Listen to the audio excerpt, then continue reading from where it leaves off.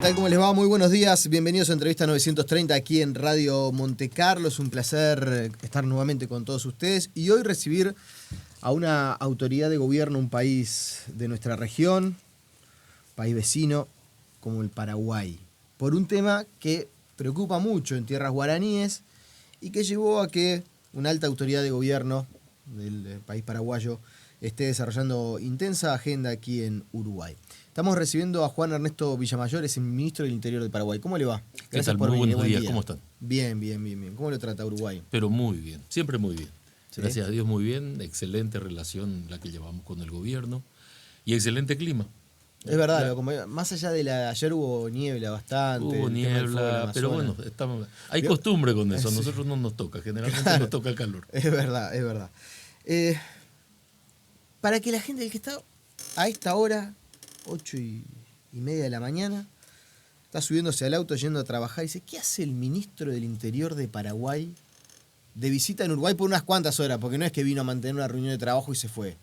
No, en realidad llegamos el domingo en horas de la noche, acompañado con el Procurador General de la República, el doctor Sergio Cosia, el doctor Delfino, el doctor Doldán, el primero es fiscal antisecuestro y el otro el fiscal que guarda relación con temas internacionales de la Fiscalía General del Estado, asuntos internacionales de la Fiscalía.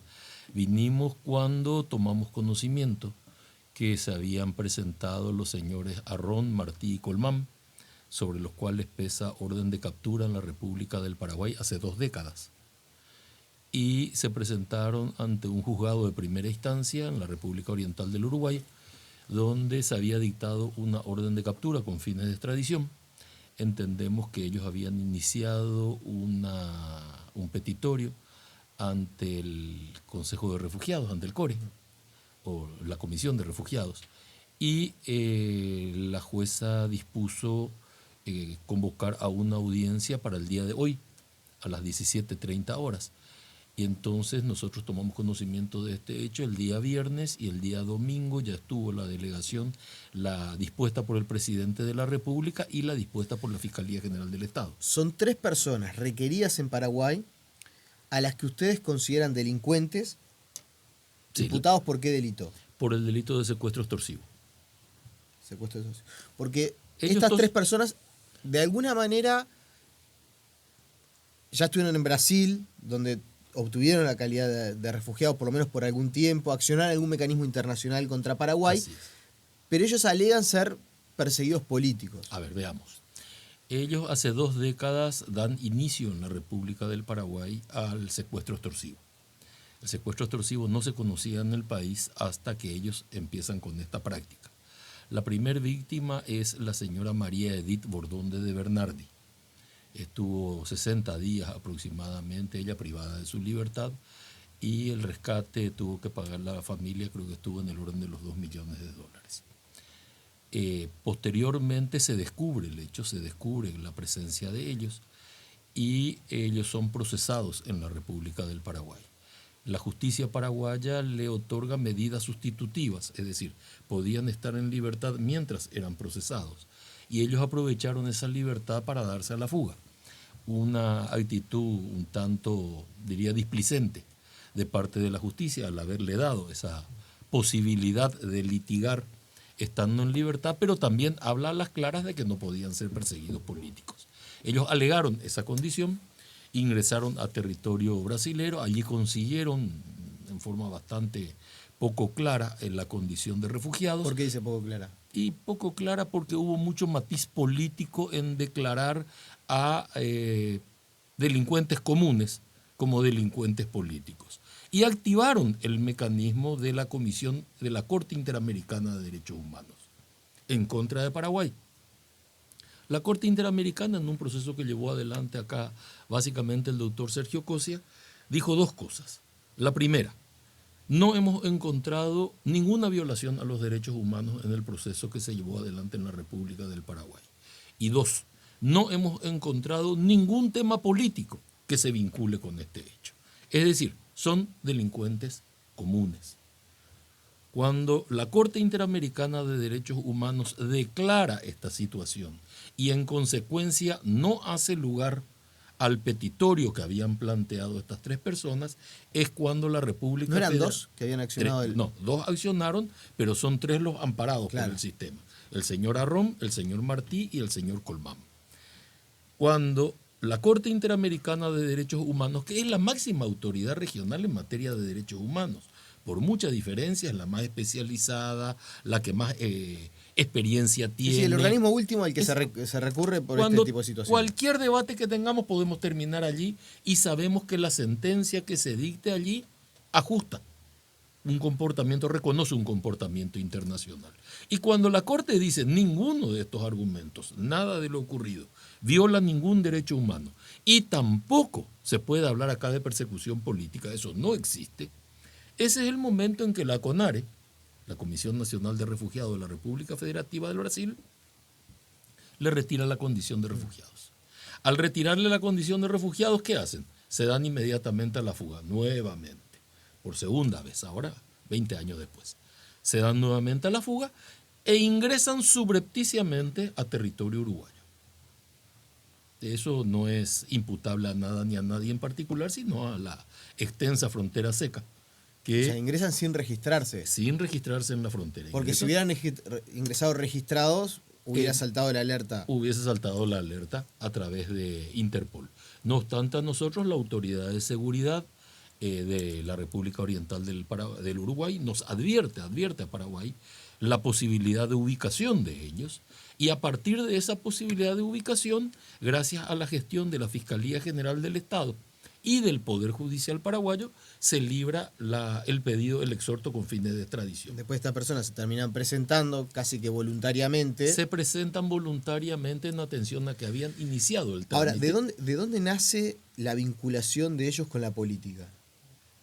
¿Por Ellos, qué ellos alegan ser perseguidos políticos? No veo ninguna razón para que sean perseguidos ¿Pero integraban políticos. algún, Es como que yo algún le diga, partido de izquierda? Es como que yo le diga, ¿usted tiene simpatías políticas? Bueno, a partir de este momento cualquier proceso que se inicie en su contra tiene cariz político. Es básicamente eso. Ellos empiezan hablando de organizarse como partido político, un partido político que nunca fue organizado y que es el que da origen posteriormente al secuestro con fines extorsivos por un lado. ¿Pero desarrollaban secuestros extorsivos o acciones guerrilleras? No, secuestros extorsivos. Secuestros extorsivos. Hay gente que se dedicó después a realizar acciones guerrilleras, pero eso ya es muy posterior. Bajo lo que se conoce como el EPPP. Bajo lo que se conoce como el EPP, Ejército del Pueblo Paraguayo. Pero eso viene mucho tiempo después. No guarda ¿No son ellos la con génesis del EPP? Sí, están juntos. Pueden articularse como génesis, pero esto se pasa a conformar después de los secuestros extorsivos. O sea, el secuestro extorsivo fue la primera herramienta que a ellos les vincula con la actividad ilícita. Y hoy miércoles hay una instancia clave acá en el Uruguay. Una instancia clave en el Uruguay que a nosotros nos trae en primer lugar una gran esperanza. El hecho de que estén detenidos y ya estemos a un paso de que enfrenten a la justicia paraguaya. Pero acá lo importante y por qué venimos es porque los hechos que se producen a veces en una distancia, el caso de Uruguay y Paraguay que tenemos una pequeña distancia física, o a veces la distancia en el tiempo, 20 años, no es poca cosa, hacen que la memoria haya desaparecido, se haya borrado. El espacio de memoria está cubierto con otros hechos y no hay una conciencia muy clara de quiénes son estos señores. Son gente peligrosa. Usted lo que dice es, si Uruguay otorgara el refugio a estas tres personas, estaría refugiando a 3 delincuentes peligrosos. 3 delincuentes peligrosos, de eso no hay ninguna duda.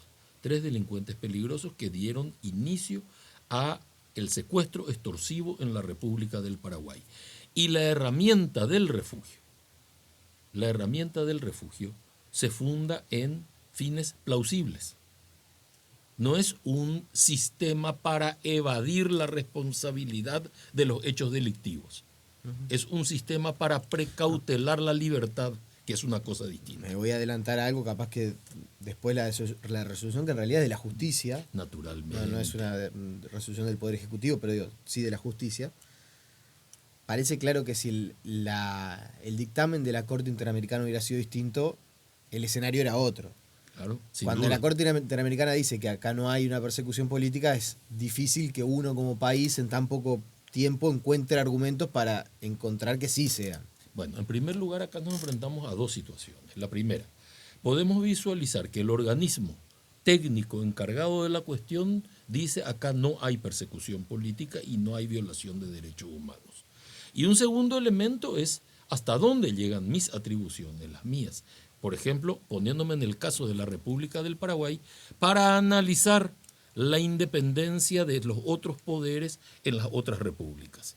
Para decir, yo puedo imponer mi criterio a todos los sistemas de división internacional de poderes y obligarlos a todos a que todos funcionen como yo creo funcionar. El antecedente que Uruguay tiene reciente con el fallecido expresidente de Perú, Alan García, ¿les parece un antecedente importante donde Uruguay resuelve en realidad, lo recibe en su embajada, analiza el caso y después no le otorga el asilo? En aquel momento no le daba la calidad de refugiado, sino de asilado. Claro, es lo que podríamos denominar una suerte de leading case. Es decir, acá que analiza, me imagino yo, trato de imaginar, trato de ponerme en la posición de la autoridad uruguaya y digo, a ver, veamos, yo puedo efectivamente decir, sostener que el Perú, en ese caso estamos hablando del Perú, no tiene poderes independientes, no tiene un sistema jurídico sustentable, carece de independencia la justicia peruana, los hechos imputados no son defendibles ante la justicia peruana, porque si esa combinación se da de factores y yo te concluyo que la justicia peruana, estamos haciendo la hipótesis del caso, no tiene independencia, el Perú no es viable jurídicamente, entonces tengo que otorgar el asilo. Pero si pienso que la República del Perú es viable jurídicamente, tiene independencia de poderes y en consecuencia puede comprender perfectamente y analizar y juzgar la actuación del señor Alan García, yo no puedo interferir con eso. Y acá ustedes consideran que todavía hay más argumentos por el asunto del fallo de la Corte de la Justicia. Muchísimo más, porque nosotros tenemos en favor nuestro, en este caso, la decisión de la Corte Interamericana de Derechos Humanos y tenemos además la decisión de la República Federativa del Brasil, fundada en esa Corte, en esa decisión de la Corte de decir no es posible seguir reconociendo una condición de refugiado a personas que han cometido delitos comunes y que deben enfrentar la consecuencia de los hechos ante los tribunales ordinarios. Se han reunido con el fiscal de Corte, con el canciller Nino Boa, con el ministro del Interior, Eduardo Bonomi. ¿Qué receptividad tuvieron? Fantástica, realmente fantástica. También me he reunido con parlamentarios. La receptividad es fantástica, pero naturalmente es un tema que corresponde al Poder Judicial. No es un tema que les corresponda a ellos. Le corresponde a la justicia y ese es un aspecto que nadie discute. Ahora, si yo consigo que usted comprenda el problema, entonces es muy posible que la justicia tenga un marco referencial claro para actuar. Porque finalmente la justicia, ¿qué es? Es un método por el cual se viabiliza la conciencia del pueblo. Venimos de un episodio bastante complejo para las autoridades uruguayas, que es la fuga de un capo mafioso italiano, de conocer el tema de cárcel central y eso, bueno, de alguna manera... También alguien que estaba esperando una extradición. En caso de que hoy se obtenga un fallo favorable a Paraguay, ¿ya solicitaron o van a solicitar especial vigilancia para estas tres personas que además claramente tienen voluntad de fuga? Lo hicieron de Paraguay, lo hicieron de Brasil y ahora están detenidos en Uruguay. Ahora están detenidos en Uruguay y esperamos o confiamos en que la decisión de las autoridades va a precautelar el resultado de la decisión jurisdiccional, de modo tal que la va a hacer materialmente practicable y nosotros estamos en condiciones de llevar adelante el transporte de estas personas en forma inmediata apenas la justicia autorice. Enseguida. Apenas la justicia autorice. Pues yo había leído que podía demorar algún tiempo. Puede demorar el plazo que se corresponde. Acá hay dos cosas que tienen que discutir en este momento la magistrada, como yo entiendo la normativa jurídica oriental y puedo estar equivocado en esto y pido disculpas a la audiencia. En primer lugar, tendrá que resolver el problema del refugio. ¿Qué pasa con esto? Y en segundo lugar, analizar la extradición. ¿Qué pasa con esto otro? O sea, no haciéndose lugar al refugio, automáticamente tenemos que empezar a analizar la extradición. Y un proceso de extradición es un análisis formal de documentos, porque mal podría la justicia del país requerido, analizar el fondo de la cuestión respecto al requirente, porque ya el requirente está pidiendo justamente analizar el fondo de la cuestión. Entonces, acá que se va a tener que revisar, primero, si es delito en la República Oriental del Uruguay; segundo, si no hay pena de muerte, porque eso estaría prohibido. Dentro del sistema internacional está prohibido entregar a alguien para que le apliquen la pena de muerte. Y tercero es si el delito se configura en términos similares en un lugar y en otro. ¿Y usted cree que el análisis es rápido? Ese análisis debería ser rápido. La documentación que estamos trayendo es extensa. Los fiscales que están trabajando lo han hecho fantásticamente bien. ¿Y por qué tienen que venir acá? Porque naturalmente los fiscales orientales, los fiscales uruguayos, aquellos que van a defender ante la jueza del proceso, no conocen la causa. No tienen por qué conocerla. Entonces hay que mostrar toda esa documentación, y el proceso de mostrar toda esa documentación requiere a la gente que ha actuado dentro de este proceso. Ministro, nos queda más o menos 10 minutos de entrevista y hay un par de temas que quiero hablar de otros asuntos también. Me parece que hacen a las relaciones bilaterales, pero yo diría a la región toda. En las últimas semanas también hemos tenido algunos episodios de incautación de drogas en Europa, de drogas de gran porte, ¿no? Gran descargamento de droga. Uno salió en un avión del aeropuerto de Carrasco, otro en un barco que terminó llegando al puerto de Hamburgo. Hubo una incautación de droga acá, en un balneario cerca de Montevideo, de casi 900 kilogramos de droga. Y siempre se mencionó el tema de Uruguay en la ruta de la droga, ¿no? Y algunos países que producen la cocaína, Bolivia, Colombia, algo que pueda pasar en Venezuela, Perú, y los países de tránsito. Entre ellos puede estar Uruguay, puede estar Bolivia como origen también, y Uruguay como salida hacia el viejo continente. ¿Se habla de esto entre los ministros del Interior? Sí, sí, siempre se habla. ¿Qué nos está pasando como región, digo? Y nosotros estamos buscando, en primer lugar, desarrollar la conciencia del problema de la falta de recursos.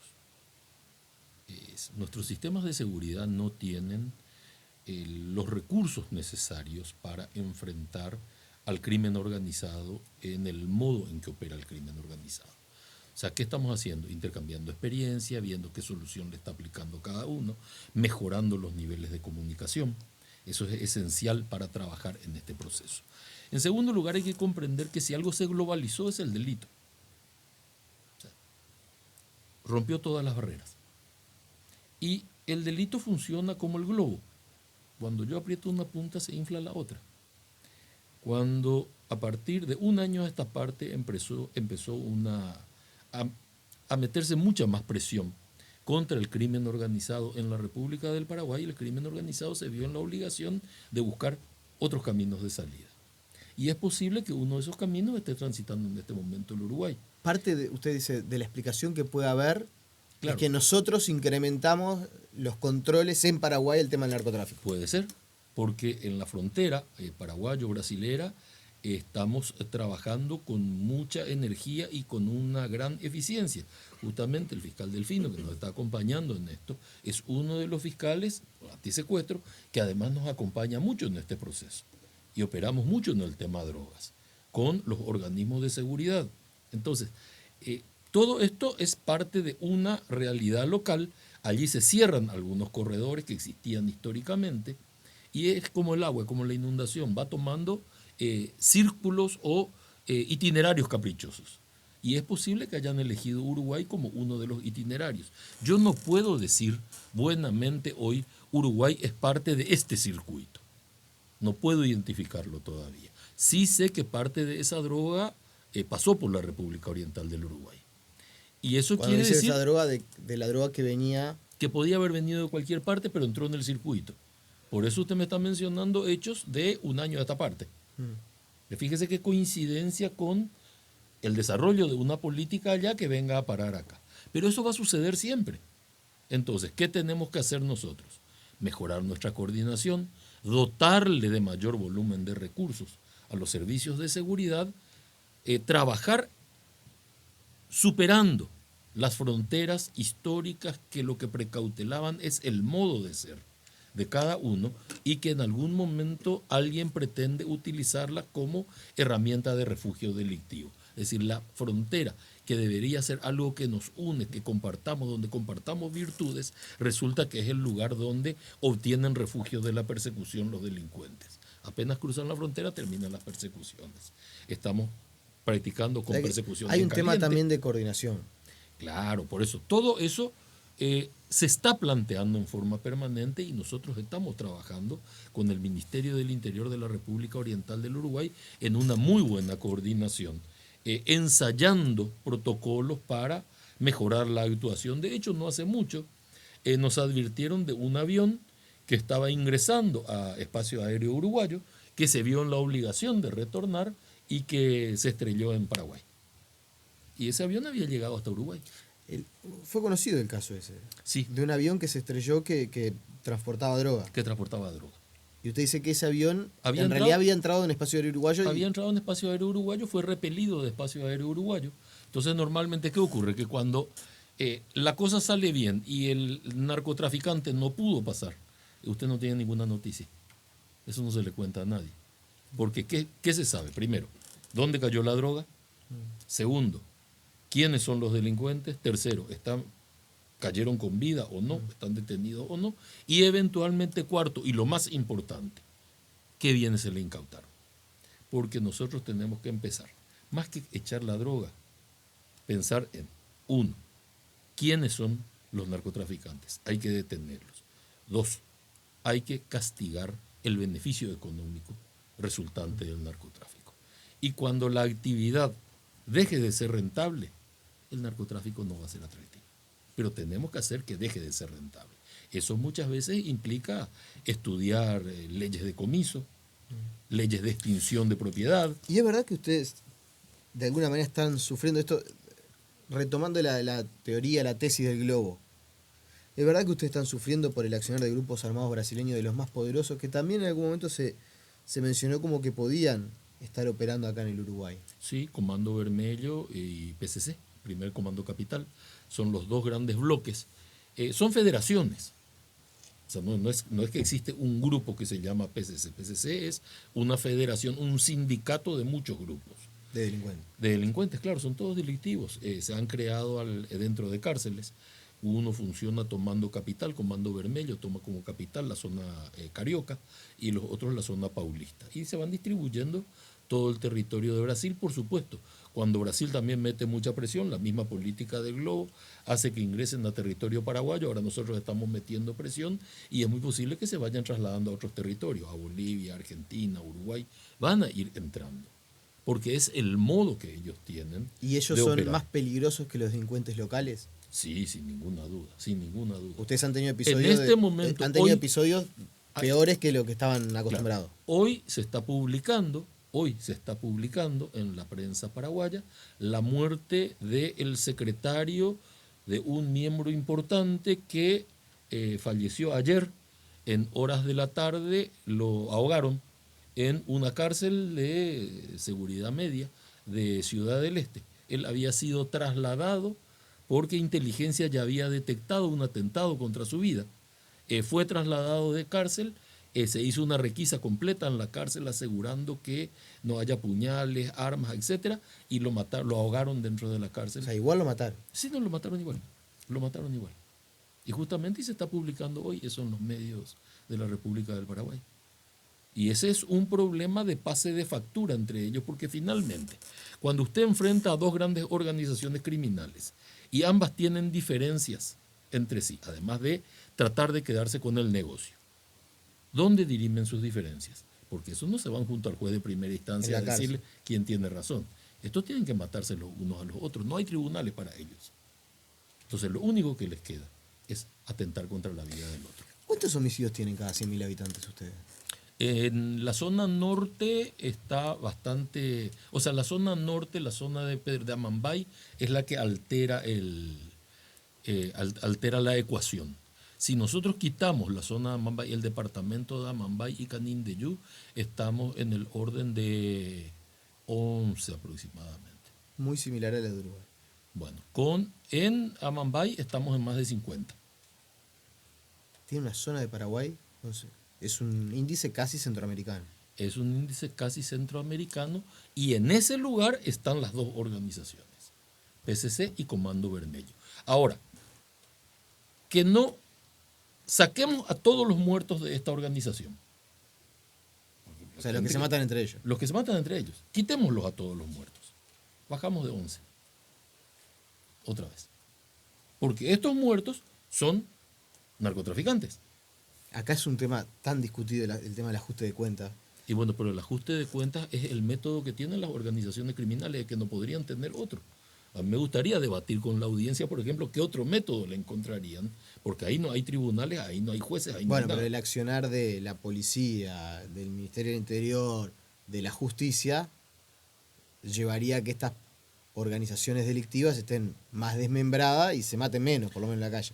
Bueno, que se maten en la calle, que se maten delante de la gente esfuerzo, común. claro, no es que el esfuerzo es ese. El esfuerzo es desmembrar la organización. El esfuerzo que realizamos todos es que desaparezcan. El problema es que mientras no desaparezcan, cuando tienen una diferencia, lo resuelven solo por este procedimiento. No existe otro procedimiento entre ellos. Entonces, de allí viene la protección que se prestan los unos a los otros y el enfrentamiento. Hemos tenido casos no hace mucho. Acá justamente también los fiscales nos han acompañado en más de una oportunidad. En la zona norte hemos realizado, zona noreste, hemos realizado una operación conjunta con la Policía Federal Brasileña. La Policía del Paraguay detuvo a 3 narcotraficantes muy importantes en esa ocasión. Y los que cruzaron al lado brasilero, porque frontera accesible, frontera seca, los que cruzaron al lado brasilero se enfrentaron con la Policía Federal Brasileña solo al cruzar. Y creo que fueron 3 o 4 abatidos ahí mismo. Sin embargo, estos que estaban en una localidad tenían a 1000 metros integrantes del otro grupo. ¿Verdad? Y se estaban defendiendo los unos de los otros, tal es así que, y eso sirve como anécdota, cuando entra la policía, ellos necesitan saber si realmente es policía. Porque si entra un policía, tienen una oportunidad de salir con vida. Pero si lo que está entrando es el otro grupo, no tienen ninguna posibilidad de salir con vida. Porque no existe el me entrego. Hay que entender la naturaleza de estos grupos. Bueno, esos grupos existen. No son parte de una fantasía, no son una explicación teórica, no, existen en el terreno. Esos son los grupos que operan el tráfico de drogas. Y en el momento que usted piense, mire, está pasando por Uruguay droga, está pasando por Paraguay droga, piense que ellos están detrás. Porque alguien está haciendo el trabajo. Y este trabajo lo hacen ellos. De una forma u otra, ellos hacen este trabajo. Juan Ernesto Villamayor, le agradecemos por su presencia y bueno, no sé si volverá por Uruguay cada tanto, pero... No, yo vuelvo siempre. A mí me gusta convocarlo. mucho la invitación. O sea, nosotros estamos hoy haciendo un esfuerzo para recuperar la memoria, para traer la memoria de aquellas cosas que desgarraron a la sociedad paraguaya y invitarnos todos a reflexionar en la necesidad de fortalecer nuestros servicios de seguridad, nuestros sistemas de seguridad, porque el trabajo es ingrato y no es fácil. Completamente no es fácil. Le agradecemos por su presencia. Con ustedes nos reencontramos mañana en una entrevista 930. Que pasen bien, chau, chau.